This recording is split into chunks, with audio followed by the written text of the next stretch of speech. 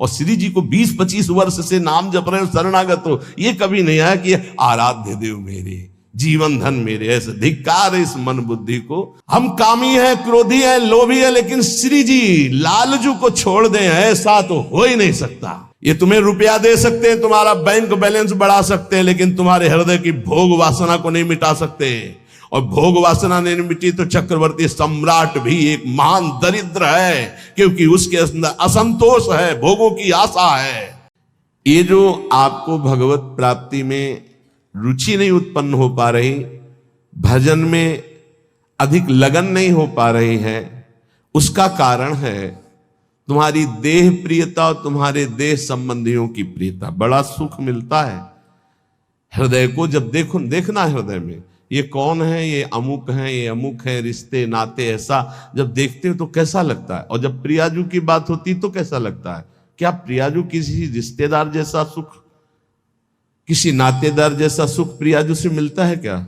और जबकि सच्चा रिश्ता नाता केवल प्रियाजू से। प्रियालाल पराये लगते हैं और ये मौसी मौसा फूफा फूफी फू जो माया में उड़ जाने वाले हैं, ये संबंध ऐसे घने लगते हैं। असली रिश्ता इतना छोटा, इतना कमजोर, और नकली रिश्ता इतना जोर का कि असली रिश्ता फीका पड़ जाए।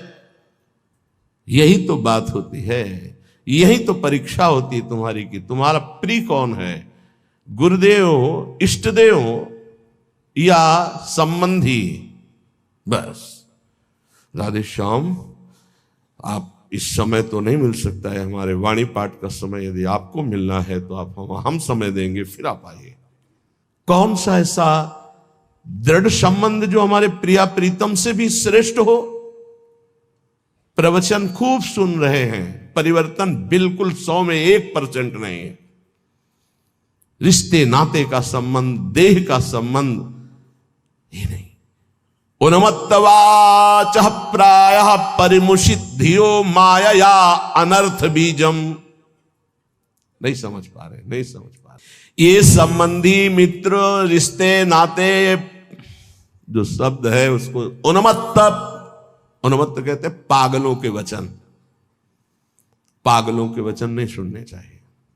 कैसे पागल? मोह मदिरा का पान किए हुए लोग हैं। मोह मदिरा ये केवल धाम है वृंदावन, इसलिए कोई जान पाया कि हम जिंदा हैं कि नहीं। पीछे कोई जान नहीं पाया कि जीवित है कि नहीं है, मृत्युलोक में हैं भी कि नहीं है, कभी नहीं। उन्मत्त प्रायः वाचः परिमुषितो धियो माया अनर्थ बीजम। हम इष्ट के संबंध के लिए अनंत जन्मों से भ्रमित होकर भटकते रहे। अब इस जन्म में नहीं, दबाव, रिश्ते का दबाव, परिवार का दबाव, संबंध का दबाव, तो भगवत संबंध कहां रहा, भगवत संबंध कहां रहा। यही श्री जी देख रहे हैं। आगे चलकर जो दुर्दशा होगी उसे नहीं समझ पाओगे, वो हमें दिखाई दे रही, तुम्हें नहीं। इसलिए बिल्कुल संभल जाओ, अब भी संभल जाओ। बार बार कहते हैं उन्मत्त प्रायवाचः परिमुषितो धियो माया अनर्थ बीजम। ये अनर्थ का बीज बोने वाले परिवार के जन होते हैं। अनर्थ का बीज ये उन्मत्त मोह मदिरा का पान करके बात करने वाले होते हैं।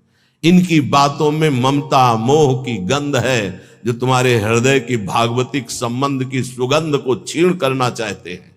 कोई भी हो, स्वार्थम मत्वा कृतार्था अथन सुख विवेकादयो अग्राह्य वाचा। ये अविवेकी हैं, स्वार्थ भरे लोग हैं। इनकी बात को कभी नहीं सुनना चाहिए, क्योंकि विवेक रहित हैं। अग्राह्य, इनकी बात को न सुनना चाहिए न मानना चाहिए। अमुक संबंध केवल भगवत संबंध से, अन्यथा नहीं। अगर आप हमारी श्री जी से नहीं जुड़े हैं तो हम आपकी तरफ आंख उठा के नहीं देखेंगे। श्री जी से जुड़े हैं तो आपको हमारी तरफ देखने की जरूरत नहीं। श्री जी की तरफ देखो, हम अपने आप देख लेंगे। व्यवहारिक संबंध में कहीं किसी भी तरह का कोई प्रवेश नहीं है। श्री जी का संबंध उन्मत्त प्रायवाचः परिमुषितो धियो माया अनर्थ बीजम। स्वार्थम मत्वा कृतार्था अथ न सुख विवेकादयो अग्राह्य वाचा। ये संबंधी, ये रिश्ते नाते, ये मोह मदिरा का पान करके ऐसे वचन बोलते हैं कि फिर संसार की ममता जागृत हो जाए। ये मोहित करने वाली, हमारी परमार्थ की वृत्ति का नाश करने वाले होते हैं। ये अनर्थों के दुख का बीज बो देते हैं। ये विवेक रहित बोलते हैं, इसलिए इनकी बात अग्राह्य वाचा, इनकी बात सुने मत, नहीं तो परमार्थ भ्रष्ट हो जाएगा।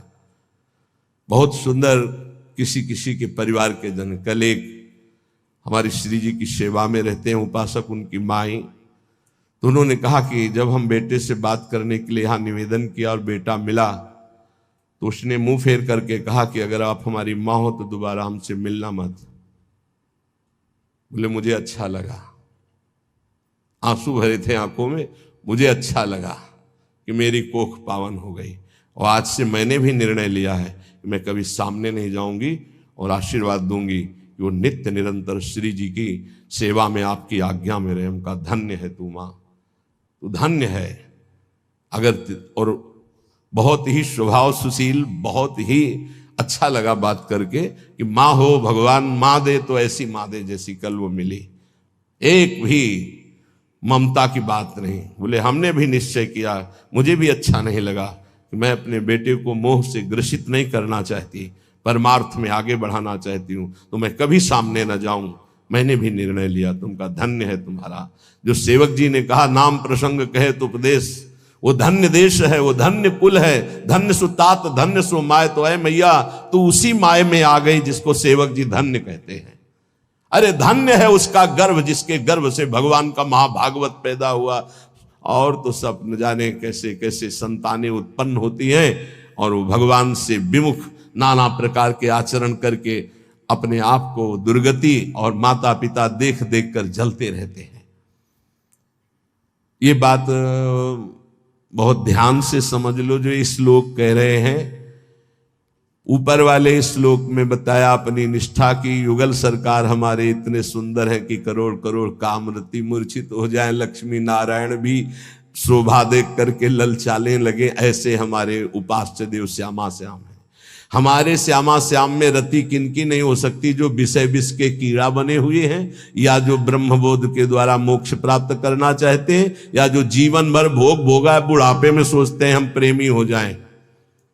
चिंतन वही है 60 70 80 वर्ष का भोगों का। अब चिंतन बदलना बहुत कठिन, कोई महापुरुष चमत्कार कर दे तो बात अलग।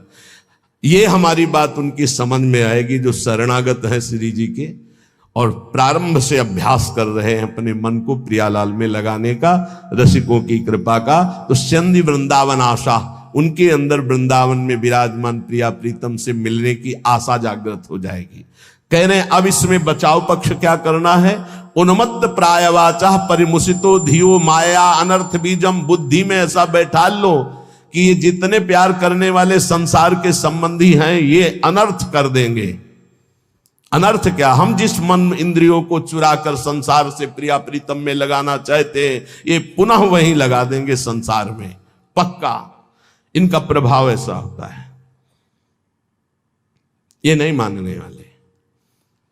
परिवार के लोग साधु नहीं मानते हैं, कोई विवेकवान साधु मानता नहीं मानते।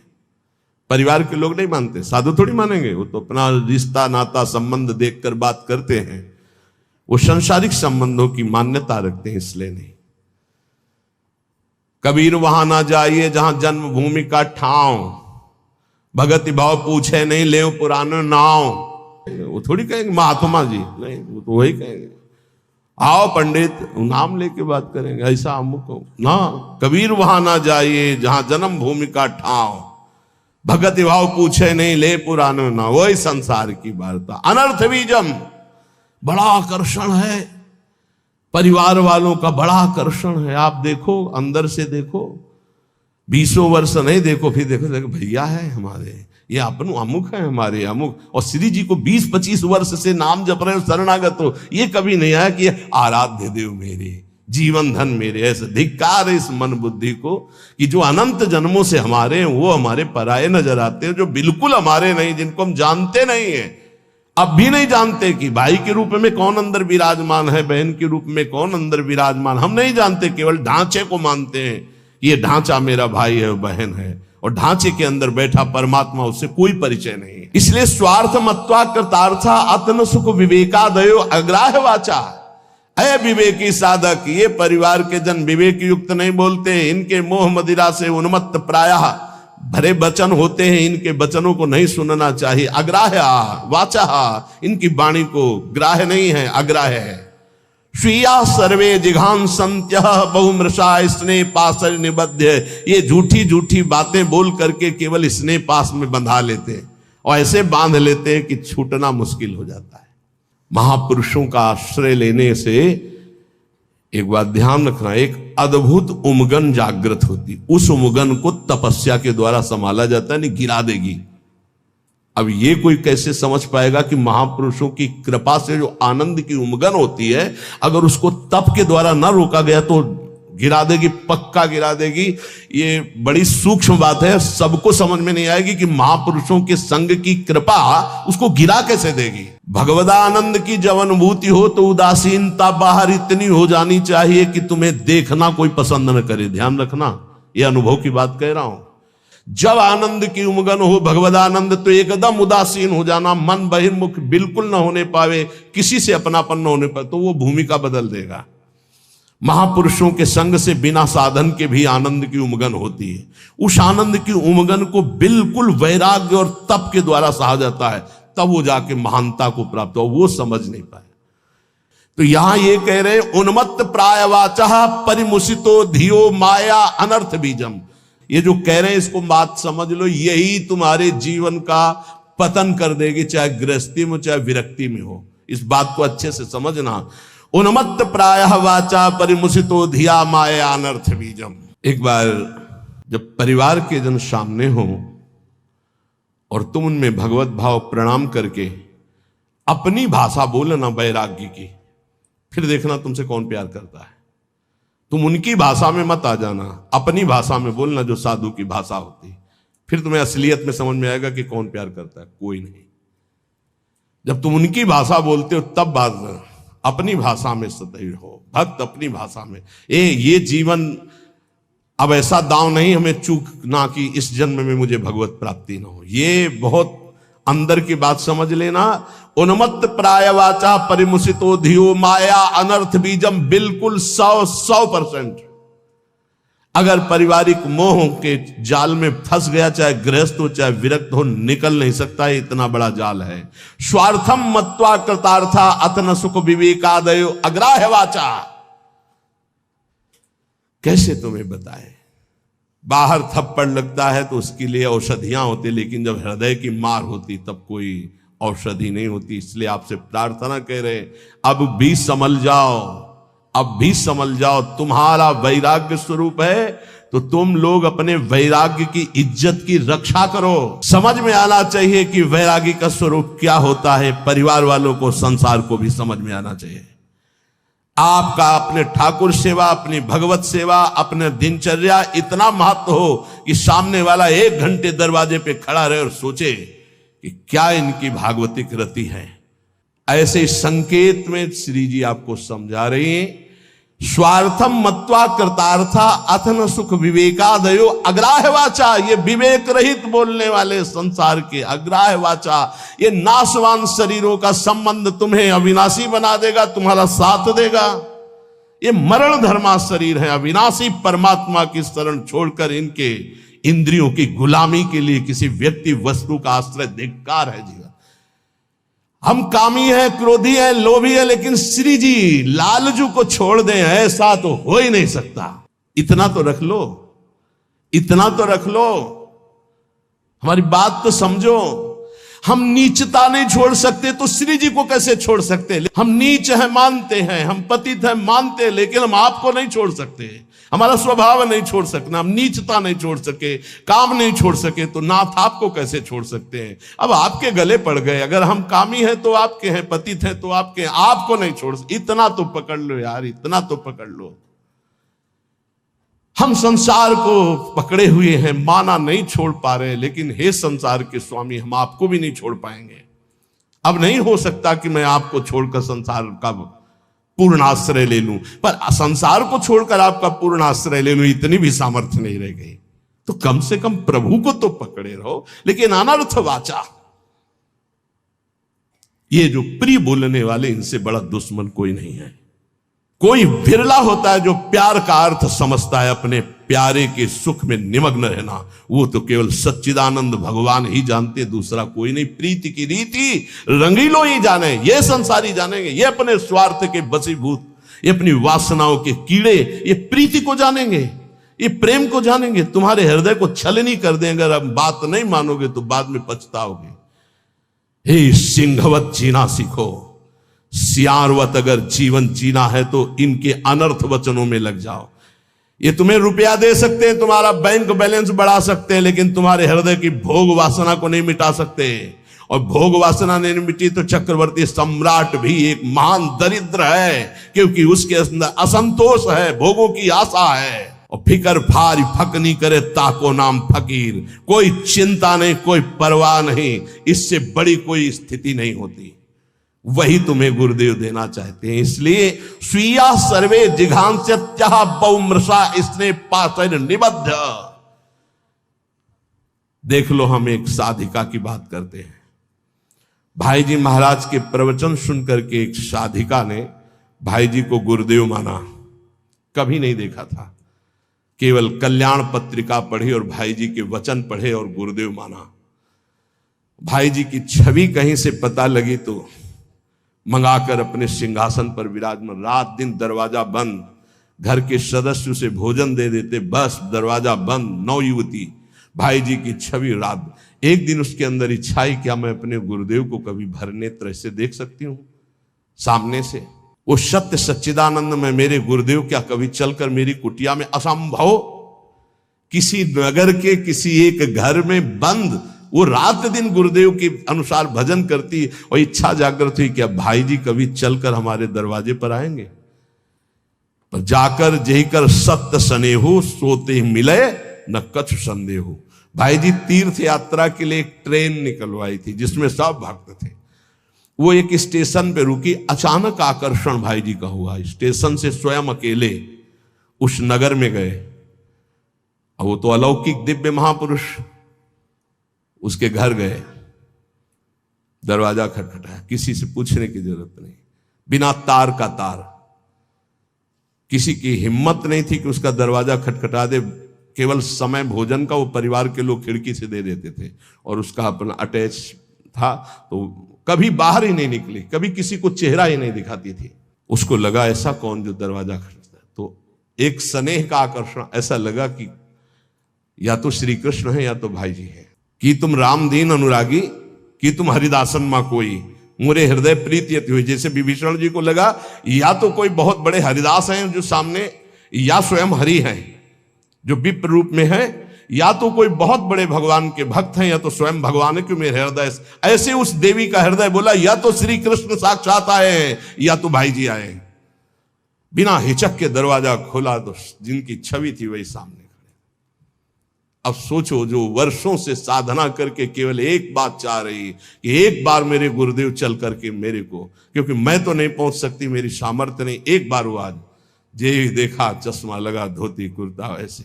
अब वहां नेत्रों से बात होती, बोलने की हिम्मत नहीं रहेगी। अंदर गए, दरवाजा बंद, रो पड़ी चरणों में। भाई जी ने कहा कि श्री कृष्ण की अपार कृपा आप पर है। कहा बस अब मुझे और कोई श्री कृष्ण नहीं चाहिए, हो गया। मेरी आखिरी इच्छा थी कि गुरुदेव एक बार मुझे साक्षात दर्शन दें। थोड़ी देर बैठ, उसने कहा मेरी एक प्रार्थना है, अब आप दोबारा कभी यहां बताइएगा। भाई जी ने कहा ऐसा क्यों कहा? बोले आप जब आओगे तो अब हजारों लोग आएंगे, और मैं ये नहीं जानती कि आप भी अब जान पावे कि मैं आपको कितना प्यार करती हूँ। ये जीवन सिर्फ आपके लिए है, और आपके लिए होते हुए भी आप भी न जान पाए कि मैं आपको कितना प्यार करती हूँ। बस जैसे अभी तक थी वैसे ही रहना चाहती हूँ, अब दोबारा कभी भाई। तो भाई जी ने उसके लिए पद लिखा है, पद रचना की। और पूज्य राधा बाबा से जब ये बात कही तो राधा बाबा ने इसे प्रकाशित किया, नहीं भाई जी इसे प्रकाशित भी नहीं करते। कि धन्य है वो देवी जो ऐसी एकांत पूरा जीवन भजन करके पूरा कर दिया, कोई जान नहीं पाया उसको। जो अपने आराध्य देव के लिए इतनी गुप्त आराधना की जा सकती है, फिर हमें संसार और संसार के संबंधों से क्या। इसलिए ये जीवन हमें केवल भगवत प्राप्ति के लिए। स्वीया सर्वे जिघांस्यन्त्यः बहुमृषा स्नेह पाशैर् निबद्ध। ये स्वजनगण अत्यंत झूठे स्नेह पाश में बांध करके तुम्हें मार देंगे। जिघांस्या, तुम्हें मार देंगे। मान लो कैसे मारा जाता है, ये तुम नहीं जान पाते हो। माया बहुत विचित्र है, बहुत विचित्र है, ये देखा है। इसलिए प्रार्थना है, बहुत सावधान, बहुत सावधान। परिवार के लोग अच्छा समझते हैं, जब आप भोगों को स्वीकार करेंगे, भोगों में उतरेंगे, रिश्ते नातेदारों में उतरें, उनको बहुत अच्छा लगेगा। क्योंकि माता आपसे प्यार करती है, पर दो चीजें देखती है, आपका पेट भरा है, आपको अच्छी नींद आती है, आपकी भोग सामग्री पर्याप्त है, बस इतनी उसकी ममता की वृत्ति, इसके आगे वृत्ति नहीं। और गुरु एक बात देखता है, तुम्हारा देह राग कम हो रहा है, तुम्हारा देहाभिमान नष्ट हो रहा है, तुम्हारा भोगों से राग कम हो रहा है, तुम तपस्या में आगे बढ़ रहे हो, तुम जितेंद्री हो रहे हो, तुम्हें भोग कोई प्रिय नहीं लग रहा, धन्यवाद, चलो आगे। गुरु स्वरूप में स्थित करता है, माता पिता देहाभिमान में पुष्ट करते हैं। इसलिए बहुत होश में। स्वीया सर्वे जिघांस्यन्त्यः बहुमृषा स्नेह पाशैर् निबद्ध है।